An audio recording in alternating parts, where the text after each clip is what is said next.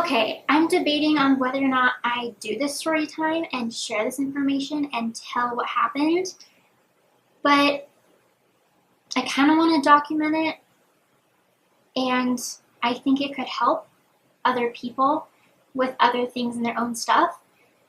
I've never been thus treated in society, in public. I've never been so openly harassed. I've been teased, taunted, bullied, made fun of.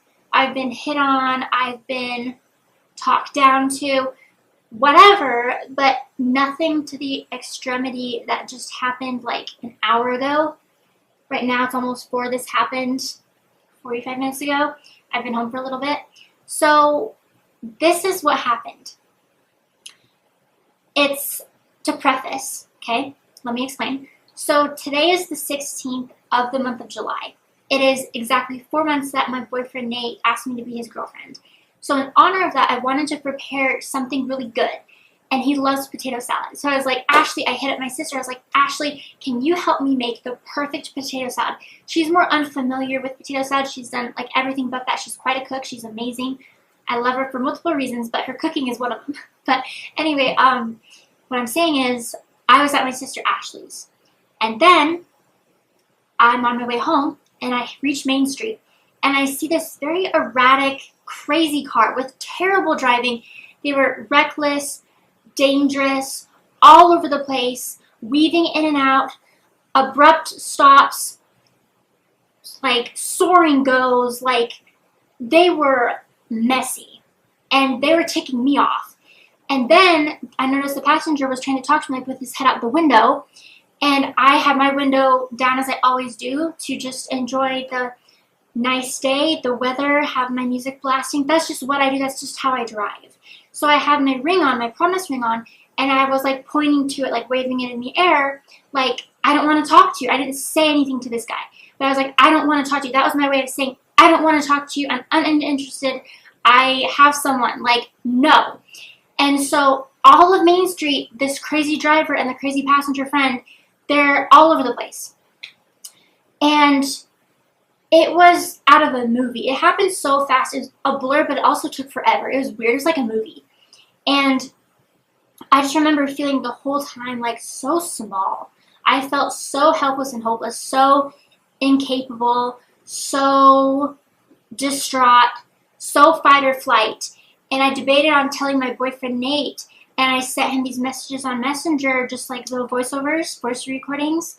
And I told him the story. It's nearing his end of the workday, and I just thought to tell him, and he calls me to make sure I'm all good, which I really appreciated. And he's a protector. That's his personality. And if he were there, that would not have happened. That's the thing. That would not have happened. Like, he would have shut that down so fast.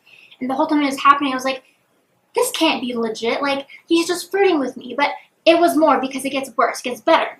So at the end of Main Street is Walgreens, and I was going there. That's where I was going anyway before I headed home.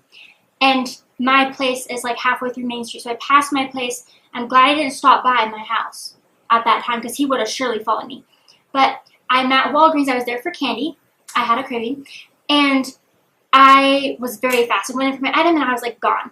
But I told the employee, I wasn't going to tell her this, but as soon as my worst fears were confirmed, and lo and behold, in come the 2 very men who were like stalking, harassing me, I was like, hey, I hate to do this to you, but I think these guys are harassing me. Can you have your manager come walk me to my car just so I can have help? She was like, yes, of course. She was a sweetheart. I think she was pregnant. She had a little baby bump. I couldn't tell if she was just overweight. It sounds bad, overweight or pregnant, but she was a sweetheart, whoever she was. Really cute person. Really sweet. And I was there earlier this day anyway. And I was like joking with her, I'm back for more, you know. It was kind of funny because I saw her twice in one day. But the second time I saw her, I could see the fear in her eyes. For me, she was such a good person, and I'm so grateful for her that she didn't just brush it off or allow it to slide. Like, she was there for me. And so the manager comes out, walks me to the car, says, if there's any more problems, just call the police department. They'll be there to help me. And so when I'm leaving the parking lot, I notice the 2 buffoons who like followed me into the store after I was there for a little bit, because they didn't follow me straight away. They followed me when I was at the checkout, and they went in for beer. That's what they got. They were laughing and talking and joking around, being goofy. on the way to their car, their truck, and they were having fun. What was I doing? I was scared out of my wits. They made me feel so inferior, so dehumanized.